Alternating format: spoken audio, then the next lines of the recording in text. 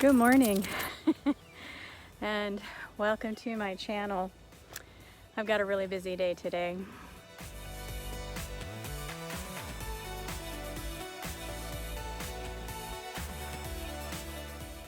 Today's going to be errand day.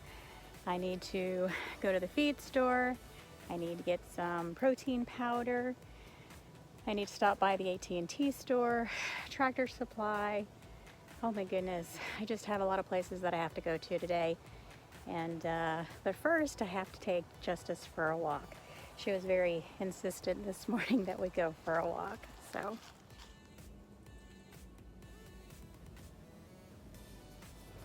I think she is really enjoying the warmer weather, and so am I. It's actually supposed to get up to 61 today, and it was 48 this morning when I got up. So that made life so much easier. I actually almost went outside and fed the chickens in my pajamas, but I didn't. I got dressed. But sometimes, I do feed my chickens in my pajamas. It does happen.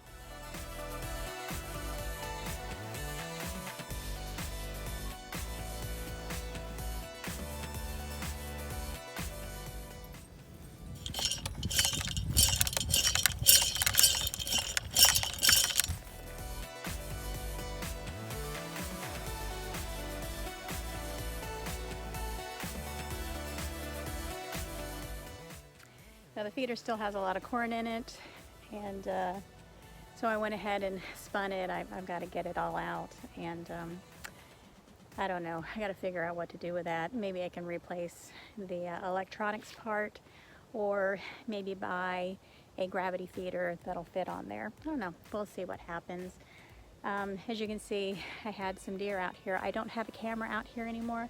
I actually moved it to behind the barn, and here in the next couple of days I'm going to go out and pick up all my SD cards and see what I've gotten on them.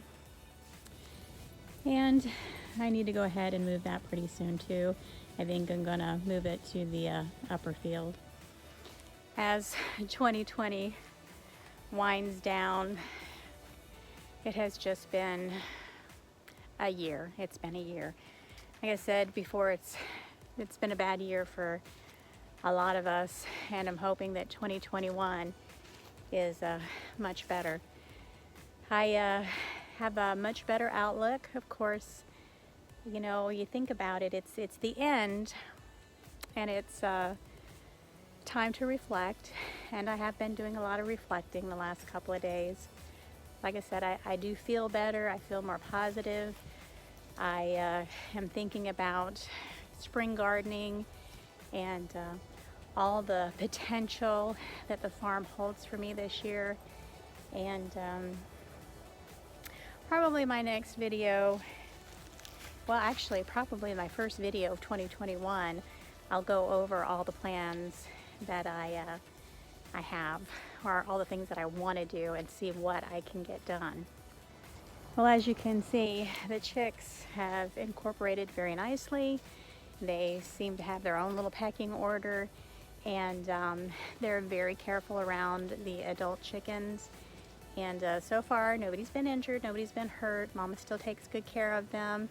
But in the mornings, I open up their little coop and let them out, and they have been running with the big chickens for the last 3 or 4 days now. And it's doing really well, and I'm very pleased. However, I did have a major fail with my greenhouse, and I'm going to go ahead and show that video now that I took a couple of days ago. I'm not sure where this footage is going to end up, but I had a major fail last night. It only got down into the 30s, but the heater didn't come on. I may have to go purchase a new one, but there was ice in here this morning when I came in, and I was hoping that once the sun came out, things would perk up, but I obviously have some damage to some of my plants, so probably gonna have to cut everything back. Some of it looks good, and then some of it not so much. I mean, I came in here this morning and there was ice on the plants. So let me give you a look around and show you what I'm dealing with. I think I lost all these little basils. They don't look good. They look like they've got some freeze damage.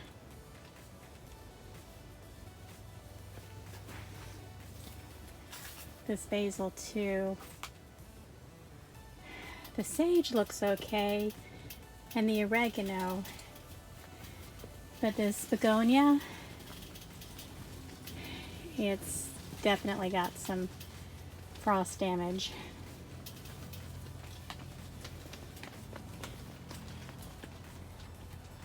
My aloe, yeah, well, we'll see.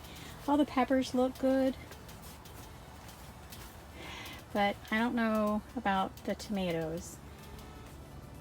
I've got a lot of wilting and browning. But what's so funny is that I come over here and these little yellow pear tomatoes that I have, they seem to be okay. This one next to it though has some damage. So I guess I'll know exactly how much damage I have here in the next couple of days. Need to make sure that this, well actually we're not getting freezing temperatures here in the next couple of days, so I think it'll be okay.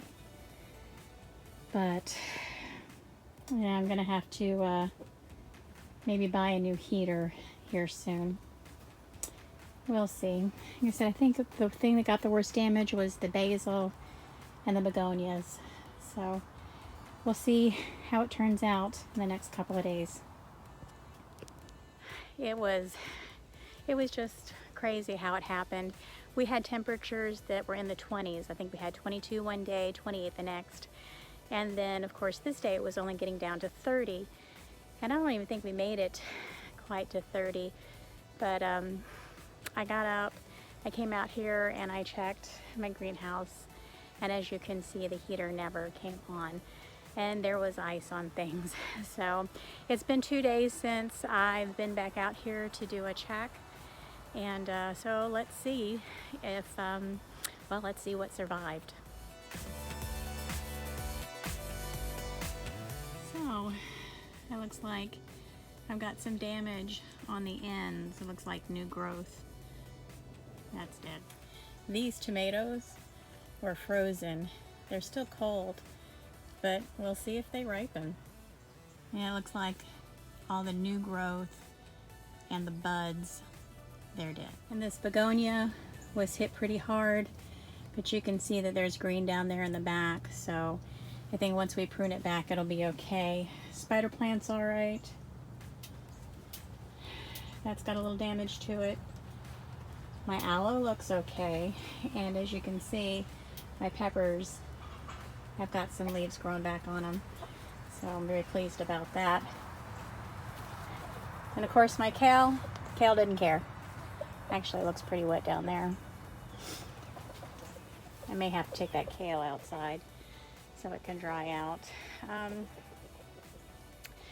So yeah, small mishap. All my basil's dead, I think. But onions look good, sage is good. Just a few minor,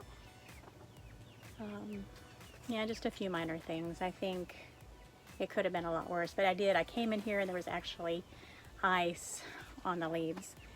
So I'm gonna go by Tractor Supply today and get a new heater. We don't expect freezing temperatures until the weekend, so I have plenty of time to fix this boo-boo. But while I was in here, I wanted to go over some of the issues that I've had with the greenhouse.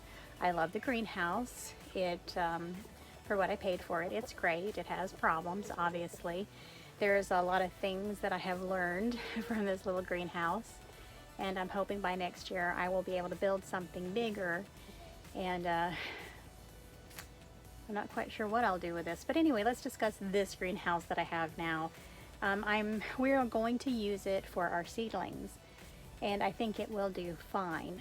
But the big thing that I have learned over this winter is that I have to keep the temperature inside this little greenhouse to at least 55 degrees if I want my tomatoes to germinate so that I can have fruit. Apparently anything below 55 will cause what is, I guess, blossom drop or blossom fall. I'll have to look it up and I'll just include it here. Now these little pear tomatoes have done just fine. I've gotten fruit off of it. Not a lot of fruit, but fruit nonetheless until it froze. And we'll see how that goes. But I got the one tomato. We think it was a Better Boy, but we do have the one tomato that we got off of it, but it had fruited before we put them in here. And since then, I've had tons of blossoms, but no fruit. And I started doing some research, and that's when I discovered that tomatoes need to have a temperature of at least higher than 55 degrees to bloom. And I think that's the problem that we had in our fields last year too, is the nights were pretty cold, and a lot of times I believe they were in the low 50s, so I think that's why we did not have any, or that's why we didn't have a lot of fruit last year. So I believe that's what our problem was. So I can only keep the temperature about 10 degrees higher in this greenhouse. So if I have anything in the 20s, it's only going to be in the 40s, which will keep them alive, but no fruit. So that's my dilemma, and that is what I have learned this year in my greenhouse. I'm thinking about taking some plastic. We have plastic that was purchased for the greenhouse that my father-in-law was going to build, that was originally in the spot that I actually tore down to put this one on. And I'll link the video here. But anyway, I have a lot of plastic, and I'm thinking for purposes of the seedlings of taking it and putting another layer of plastic over this greenhouse to insulate it better, give it another layer of insulation and see how that works. So that'll be something that I'll be doing in 2021 before we start our seedlings. So, but like I said, that's some of the failures that we've had, lessons that I've learned, and projects that I need to do before the spring, so that our seedlings will be healthy and hopefully grow well for the spring planting. So there it is. They are just so cute. They are getting so big.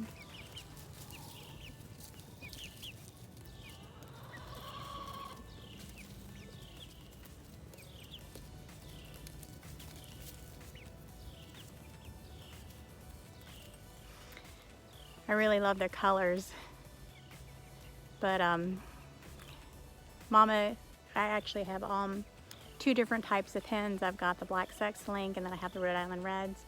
So two of these are Rhode Island Reds, and the rest of them are a combination of course, black sex link and those Rhode Island Red roosters. So I've done the research, and black sex link, from what I understand, is a combination of a Rhode Island Red rooster and barred rock hen. So it's going to be interesting to see the colors on these babies as they come out.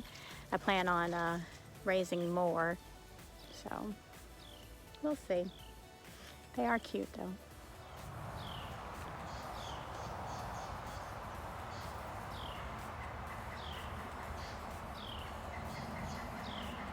I don't know what it was, but something spooked the chickens, and all the hens ran inside. It wasn't just the chickens, all the birds started too.